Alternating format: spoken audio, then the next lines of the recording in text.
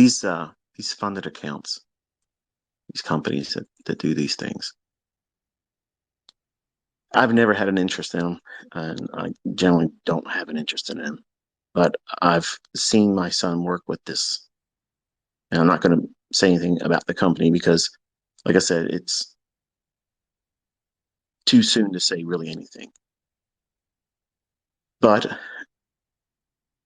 I've watched my son's account run into certain rules that they have.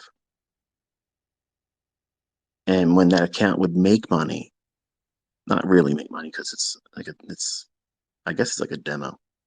I guess that's what they make you do, a demo or the equivalent thereof, where you're trying to pass the combine or whatever. And then you get funded, quote unquote funded. Well, they have these rules, and he got stopped out of his trading when he thought he had a cushion. So my understanding, I may not have this entirely correct, so just bear with me here. From what I gathered, as you make money in the combine account, or when you increase the balance, let's put it that way, because there isn't any money in that. When you increase the value of the balance of that account, these companies, they roll your maximum loss right back up underneath, whatever that fixed percentage or amount is. And he felt that he had cushion. So, okay, well, if you start with 150,000 hypothetically, and you make 2,000, make 3,000, make whatever it is, then you should have whatever that initial cushion was, plus whatever you now put in the account. And apparently, and I might be incorrect by saying this, but from what I gathered from him, it's not like that. So what he thought was a cushion wasn't there. So they said you broke a rule. Okay. So anger kicks in. He's going to go and do it harder and faster now, more contracts because he has time lost. He wants to make it up. So he's impulsively pushing the button, no model, not listening. And now he's dealing with more contracts. So I haven't sat down with this. This is one of the things I was going to do tomorrow morning. I want to sit down and see how they put this maximum stop loss in. And when you make money, it goes up. It sounds to me, I want to say what I want to say, but it may not be fair. So just bear with me. Okay. This is what I'm suspecting right now, but I don't know in full detail. Okay. Because I only see screenshots. Okay. I only see, you know, show me what you have right now. And then there's a login. He does the login. You can see what he's doing and what he's done right and what he's done wrong. He wants to show what he did right, but he doesn't want to talk about what he did wrong. So I had to be very careful because I know how this is going to go. He's going to hit a brick wall and it's going to be, all right, I tried it my way. Show me what I'm supposed to do. And I had a little small window of opportunity to do that today. So I spent my time with him. I was all over the charts today, but I had to spend time with him. So, because of my frustration as a dad, trying to get him to listen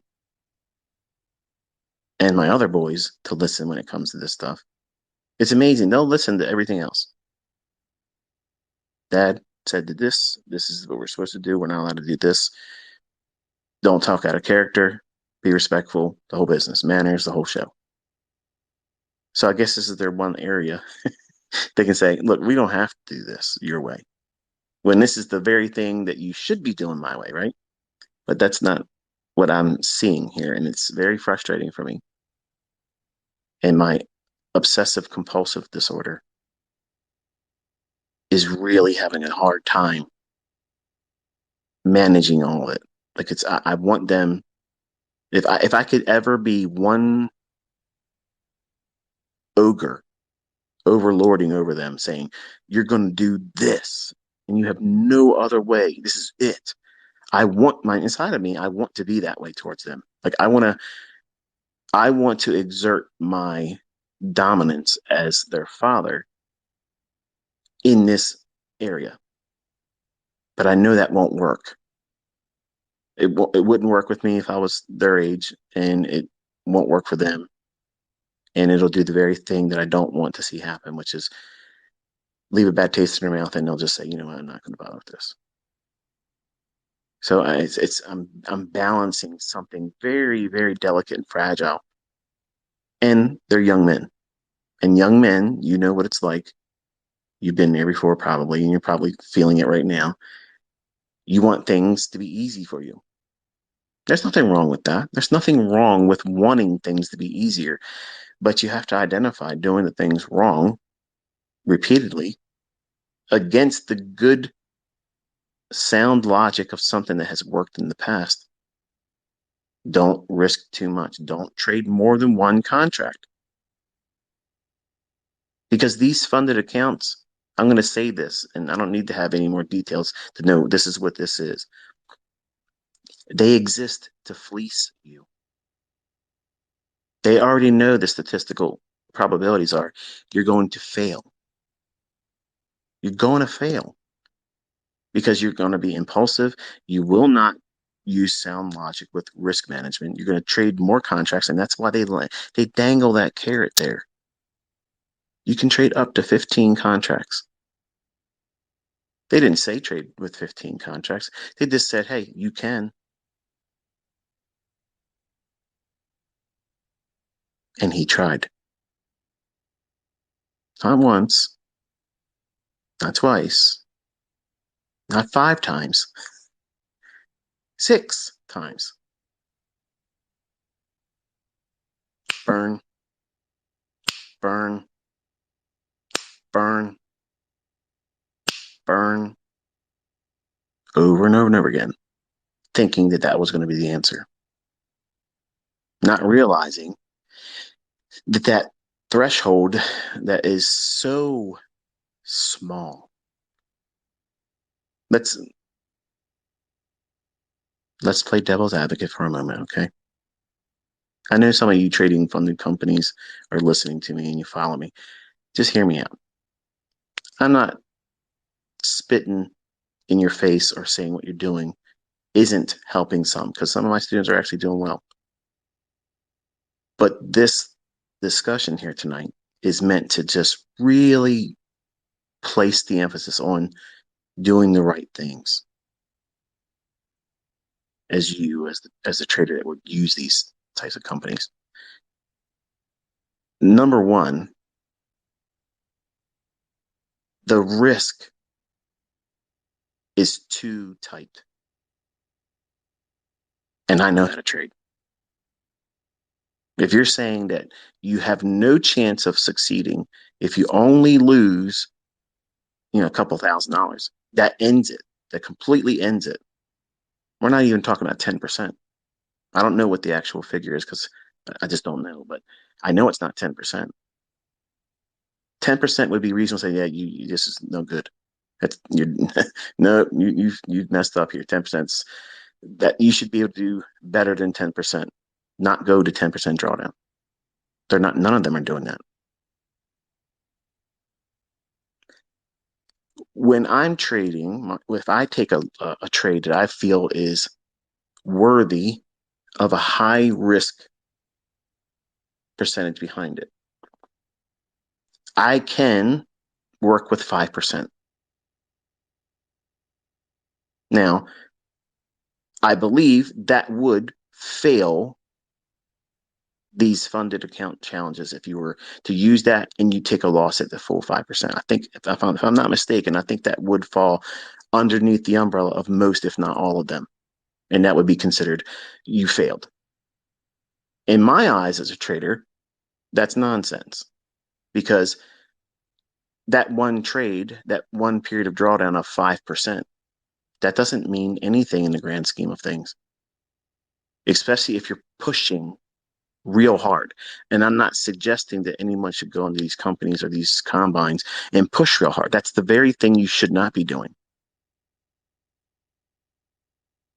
But my son, he felt that pressure. And the words were, it feels like I'm trapped in this small room and I can't move around. Well, that would be true if you're trading with 15 contracts. It would be true if you're trading with 10 contracts. It's true if you're trading with 8, 7, 5, and you don't know what you're doing. The model was one contract. I don't care what these companies say. You can trade as many as. That is the hook. That's the thing that you're going to reach to when you do the one trade that wasn't really all that heavily leveraged. And you want to fix it real quick. Well, all I got to do is go in there and do 5 contracts, and I can get it back real quick. They know that you're going to do that. And it's advantageous for them to see you fail because you'll pay that $99 6 and 7 different times. And then expect to get you right around that next new month. You got to pay the dues. And the whole time you're seeing all that stuff add up. Is it helping you get more patient? No. It's revving you up to do what? Think impulsively even more. The words were, I got to get this before they ask for more money. But you're feeding them every day. Reset, reset, reset. Not doing what you're supposed to be doing everything outside of the rules. Not just theirs, mine.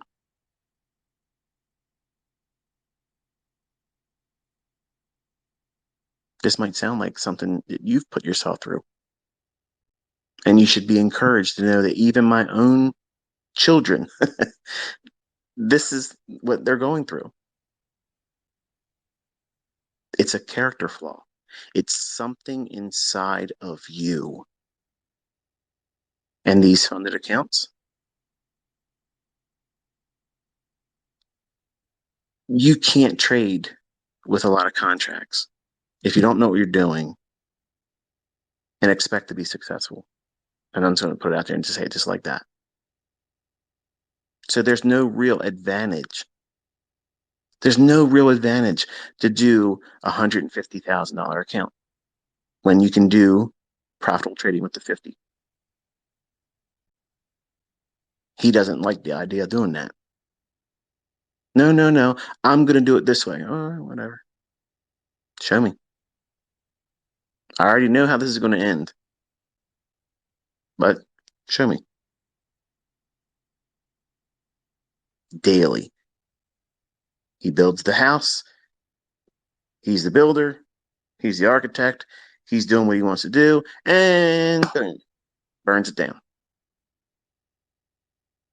And because it's so cheap, $99. All you gotta do, $99, and it's all gone. You get beauty for your ashes. It doesn't hurt anymore. Everything I did wrong doesn't exist anymore. It's swept under the rug. It only cost me less than $100.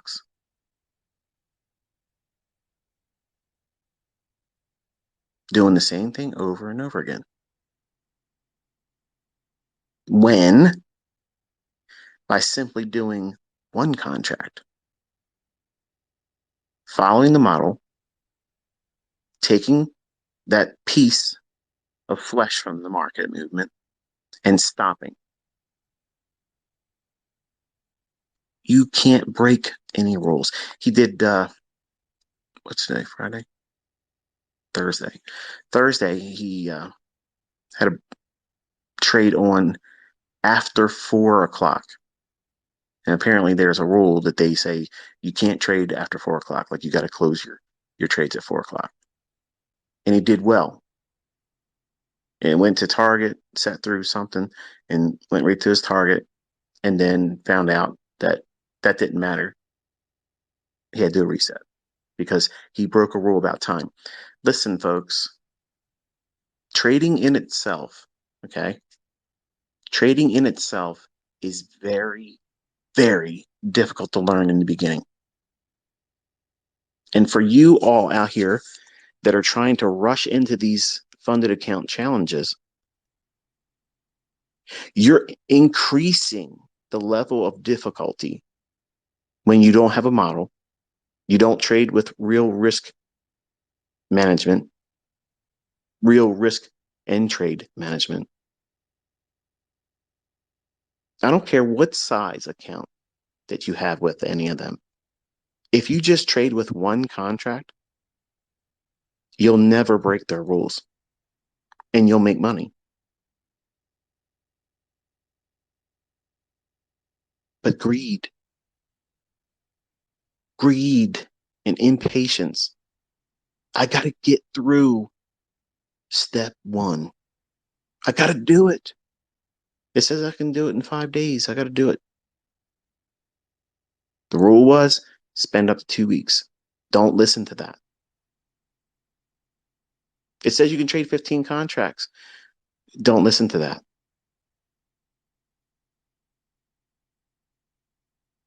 What makes this very, very hard for a new trader is the level of drawdown that they permit is stupid.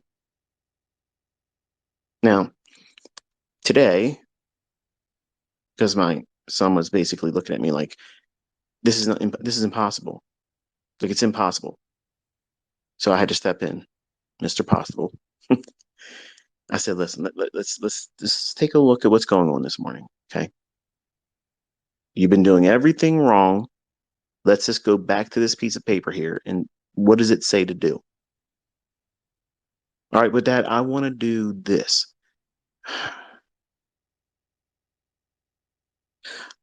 All right. We'll do what you want to do